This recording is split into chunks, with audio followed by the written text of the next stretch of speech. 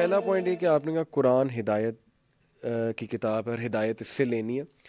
کیا حدیث بھی ہدایت کا ذریعہ ہے؟ کیونکہ کچھ لوگ کہتے ہیں کہ حدیث تو بعد میں کلیکٹ ہوئی ہیں، تو صرف قرآن کو مرکز اپنا بنا کر جو ہے وہ پڑھا جائے.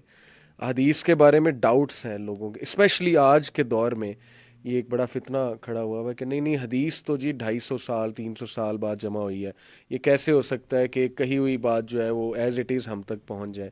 اس طرح کی باتیں لوگ کرتے ہیں، تو اس پہ تھوڑا دیکھیں جی، ایک تو بات یہ ہے کہ قرآن نے جب ہم محفوظیت کی بات کی ہے نا، قرآن کی حفاظت کی بات کی ہے، وہاں یہ نہیں فرمایا کہ قرآن کے یہ ہم نے جملے نازل کیے ہیں، اس کی ہم نے حفاظت کی.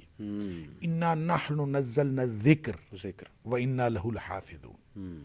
ذکر کہتے ہیں نصیحت کو، اور نصیحت جو ہے، قرآن کی نصیحت مکمل ہو ہی نہیں سکتی جب تک صاحب قرآن کا اسوہ ساتھ نہ ہو. لہٰذا جب آپ ذکر کی بات کرتے ہیں تو ذکر میں قرآن اور نبی پاک صلی اللہ علیہ وسلم کے فرامین اور آپ کا اسوہ اور آپ کی سنت اس کے شامل ہے. ایک بات. دوسری بات یہ ہے کہ قرآن کو سمجھا جانا ممکن ہی نہیں جب تک نبی کریم صلی اللہ علیہ وسلم کے فرامین نہ سنیں. تیسری بات یہ ہے، اس لیے کہ ڈیوٹی ان کی تھی نا، وَأَنزَلْنَا إِلَيْكَ الذِّكْرَ لِتُبَيِّنَ لِلنَّاسِ مَا نُزِّلَ إِلَيْهِمْ. آپ پر ہم نے قرآن نازل کیا تاکہ آپ لوگوں کو بتائیں. تو نبی کریم صلی اللہ علیہ وسلم نے بتانا ہے، تو وہ اگر اسوہ محفوظ نہیں ہوگا تو کون بتائے گا؟ صحیح. لہٰذا محفوظیت قرآن کا کوئی مطلب نہیں ہے جب تک نبی کریم صلی اللہ علیہ وسلم کا اسوہ ساتھ اور آپ کے فرامین، آپ کی سنت محفوظ نہ ہو. تیسری بات یہ ہے کہ نبی اکرم صلی اللہ علیہ وآلہ وسلم نے جو کچھ فرمایا، سورس قرآن کا اور سورس حدیث کا وہ سیم ہے. ہاں صحیح. دل پہ نبی کریم صلی اللہ علیہ وسلم کے قلب اطہر پہ قرآن نازل ہوا، اور دل میں کوئی بات ہو کسی کی تو دوسروں کو کیسے پتہ چلتی ہے؟ زبان سے جب ادا. دوسروں کو پتہ اس وقت چلتی ہے جب آدمی زبان سے بولے یا کچھ کر کے دکھائے صحیح، یا کوئی اشارہ دے. بالکل ٹھیک. تو نبی کریم صلی اللہ علیہ وسلم جو بولتے ہیں وہ حدیث ہے، آپ جو کر کے دکھاتے ہیں وہ حدیث ہے، آپ خاموش بھی رہتے ہیں تو وہ حدیث ہے. صحیح.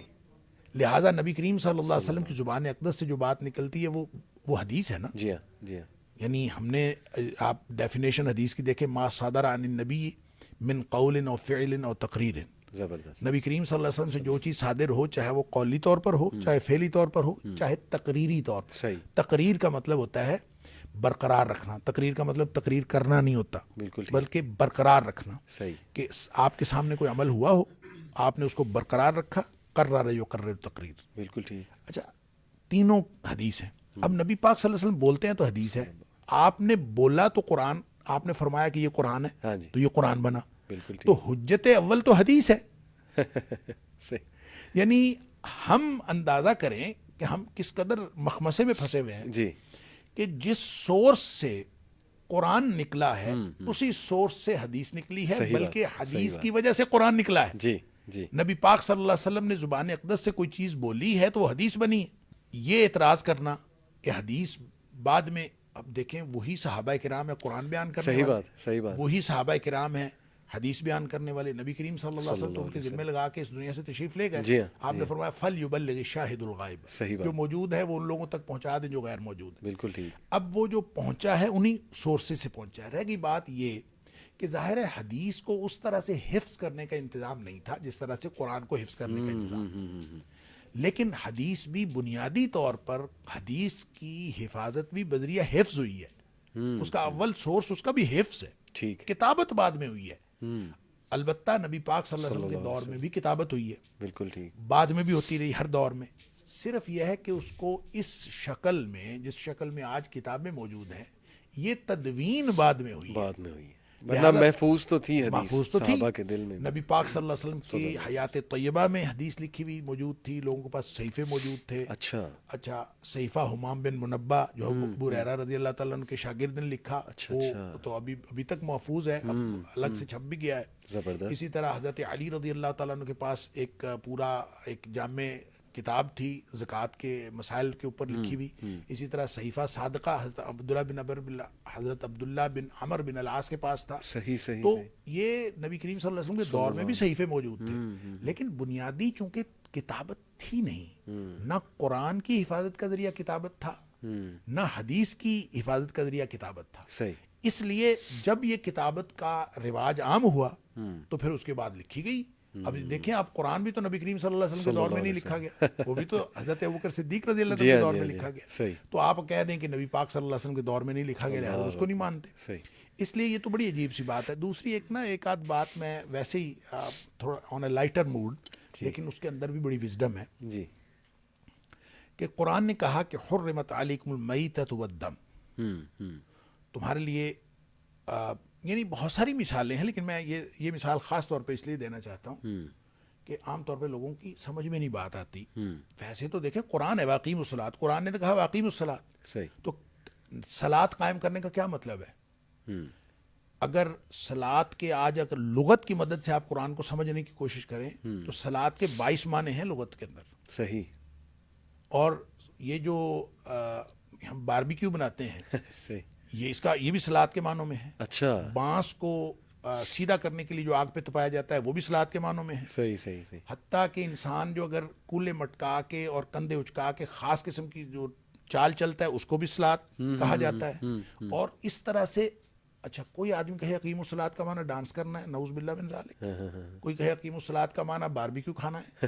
صحیح. کوئی کہے جناب کہ بانس سیدھے کرنا ہے، سونا جو ہے وہ اس کا میل کچیل نکالنا ہے. صحیح. یہ نہیں کہا سکتا. کیوں؟ اس لیے کہ معنی متعین ہو گیا. کیسے متعین ہوا؟ صلو کما رأیتمونی اصلی، صحیح. اس طرح سے نماز پڑھو جیسے مجھے نماز پڑھتا دیکھتے ہو نبی پاک صلی اللہ علیہ وسلم. بالکل ٹھیک. اب وہ مفہوم متعین ہو گیا. اب قیامت تک کے لیے کوئی شخص کہے اقیم الصلاۃ کا یہ معنی ہو سکتا ہے، یہ معنی ہو سکتا ہے، کرتا رہے، وہ تو متعین ہو گیا. متعین ہو. اب اس کے بعد وہ لغت کی مدد سے اس کو چینج نہیں کر سکتا. لہٰذا نبی کریم صلی اللہ علیہ وسلم جو بتا دی. اچھا قرآن نے کہا کہ مردار اور خون حرام ہے. سورہ مائدہ کی آیت نمبر 3، جی. سورہ بقرہ کی آیت نمبر 173، صحیح. سورہ نحل کی آیت نمبر 115. خون اور مردار حرام، خون اور مردار حرام. ٹھیک. اب ظاہر المیتہ اور الدم کا معنی ہے ہر قسم کا خون اور ہر قسم کا مردار. صحیح ہو گیا. اب نبی اکرم صلی اللہ علیہ وسلم فرماتے ہیں احلت لکم میتتان و دمان، 2 قسم کے مردار اور 2 قسم کے جو خون ہیں وہ تمہارے لیے حلال ہے. صحیح. اب وہ جو 2 مردار آپ نے حلال فرمائے، الحوت والجراد، مکڑی اور مکھی، مکڑی اور مچھلی. اور اس میں فرمایا کہ والکبد والطحال، وہ جو ہیں خون وہ الکبد والطحال، وہ جگر اور تلی کہہ لیں یا کلیجی کہہ لیں، وہ جمے ہوئے خون ہوتے ہیں. جی. اب گویا وہ جو مردار ہے نا مچھلی کا، یہ نبی کریم صلی اللہ علیہ وسلم کی حدیث سے جائز ہوا ہے. بالکل ٹھیک. میں یہ کہا کرتا ہوں کہ جو لوگ حجیت حدیث کو نہیں مانتے کم از کم مچھلی کھانا تو چھوڑے یا اس کو ذبح کر کے کھایا کرے. تو جب وہ مچھلی کا مردار کھا لیتے ہیں تو پھر حدیث کی حجیت کے تو وہ قائل ہیں. صحیح بات ہے. جو آدمی مچھلی کھاتا ہے اور اس کو اسی طرح پکڑ کے کھاتا ہے بغیر ذبح کیے تو اس کا مطلب ہے نبی کریم صلی اللہ علیہ وسلم کی حجیت کی حدیث کا قائل. لہٰذا اس کو یہ بالکل ایک مغالطہ ہے. جی. نبی کریم اچھا. اور پھر جو آدمی حدیث کے بارے میں مشکوک ہے نا، علی بھائی حدیث کے بارے میں سوال وہ کرے جو پہلے حدیث کو پڑھے. صحیح. آپ نے فزکس پڑھی ہے تو فزکس کے بارے میں وہ سوال کریں جو پہلے فزکس پڑھے. ہاں جی. کیمسٹری کے بارے میں وہ سوال کریں جو پہلے کیمسٹری پڑھے. بالکل ٹھیک. جس نے کیمسٹری پڑھی نہیں ہے وہ یہ سوال کر دے کہ H2O کیوں ہے. ٹھیک. مطلب HO2 کیوں نہیں. صحیح. مطلب میں کہہ دیتا ہوں آج کہ آپ H2O نہ کہیں، آپ HO2 کہیں. صحیح. تو آپ ظاہر ہے مجھے کہیں گے کہ پاگل آدمی. کیوں؟ مجھے کیمسٹری کا نہیں پتا، مجھے نہیں پتا کہ H2 کیوں ہے اور O سادہ سنگل کیوں ہے، مجھے نہیں پتا. میں پہلے ثابت کروں، میں پہلے فارمولہ جانوں کس وجہ سے یہ ہوا، پھر پڑھنے کے بعد پھر میں اس کی بات کروں. تو سیم کیس ہے. حدیث کی جو سائنس ہے وہ کیمسٹری اور فزکس کی سائنس سے زیادہ پریسائزڈ ہے. زبردست زبردست. لیکن آپ پہلے پڑھیں تو صحیح اس کو.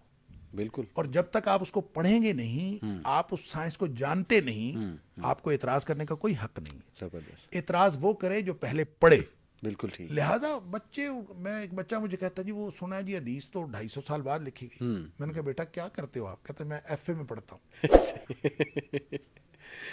میں نے کہا میرا بیٹا آپ ابھی یہ سوال نہ کرو، آپ پہلے FA کرنے کے بعد حدیث پڑھو. بالکل ٹھیک. حدیث پڑھنے کے بعد پھر آپ سوال کرنا. صحیح. لہٰذا یہ اس کے اندر پوری پریسیجن ہے.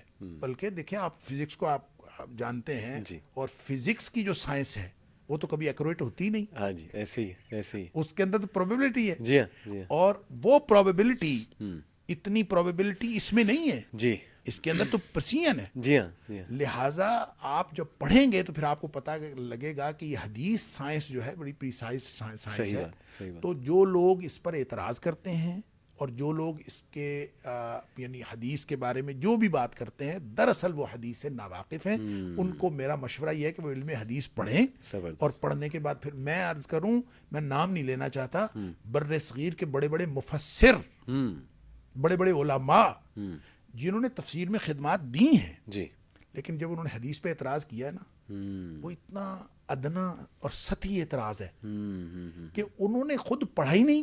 ان کا فیلڈ تفسیر تھا، تفسیر پڑھ کے وہ ٹھیک ہے آپ تفسیر پہ بات کریں، اس پہ آپ کو جو اللہ تعالیٰ نے علم دیا ہے وہ اس کو لوگوں تک پھیلائیں. جی ہاں لیکن جب آپ حدیث کی بات کرتے ہیں تو پہلے آپ حدیث پڑھیں بے شک اور پڑھنے کے بعد پھر بات کریں. بہت ریزنیبل شیخ آپ نے پوائنٹ بتایا. بلکہ مزے کی بات کہ یہی کچھ لوگ جو اعتراض کرتے ہیں نا، یہ ایرسٹوٹل اور پلاٹو کے کوٹس کو اس طرح مانتے ہیں جو کہ ہزاروں سال پرانے، حدیث سے بھی اتنے پرانے، ان کو یہ کہتے ہیں وہ اوتھینٹک ہے، ٹھیک ہے. وہ ہم تک صحیح پہنچا ہے، لیکن حدیث پہ اعتراض ہو جاتا ہے. تو آپ نے جو بات کی نا کہ حدیث محفوظ ہے اور بعد میں لکھی بعد میں گئی، لیکن الحمدللہ اس کا جو محفوظ ہونے کا ایک پروسیس تھا وہ تو تھا ہی.